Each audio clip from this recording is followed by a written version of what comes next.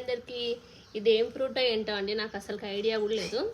అయితే మా హస్బెండ్ తీసుకొచ్చాడు అనమాట వాళ్ళ ఆఫీస్లో. ఒకసారి వాళ్ళ ఆఫీస్లో చెట్టు ఉందంట, అయితే తీసుకొచ్చాడు అనమాట. మా బాబు కట్ చేద్దామని నిన్నటి నుంచి ఎక్సైటింగ్ చూస్తున్నాడు, అదే కట్ చేస్తున్నాను. మా బాబు కూర్చొని వాడు చూడండి ఎట్లా చూస్తున్నాడు. ఇది సేమ్ స్మెల్ మాత్రం ఆరెంజ్ లానే వస్తుంది ఫ్రెండ్స్. అలానే వస్తుంది. ఏంటా అని చూస్తున్నా. అంటే పెద్ద ఆరెంజ్ ఏమో ఫ్రెండ్స్, నాకు కూడా తెలియదు. చూడండి ఎంత మందంగా ఉందంటే అసలుకి తీస్తుంటా కూడా వెళ్ళట్లేదు అనమాట.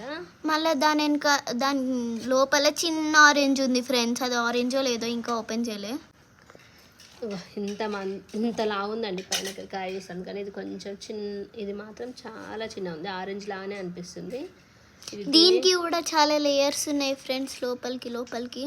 ఇది తిన్నాక టేస్ట్ ఎలా ఉందో నేను చెప్తాము. మా బాబు నిన్న నుంచి చాలా ఎగ్జైటింగ్ ఉన్నాడు.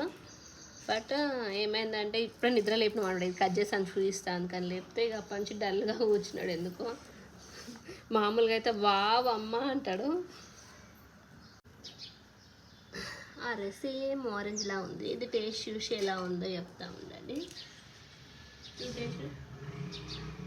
ఏందది బాగుంది, ఎలా ఉంది?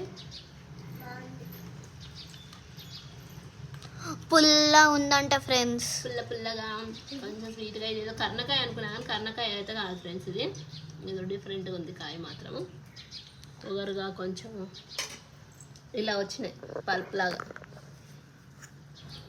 Okay friends, thank you so much అందరికీ. బాయ్.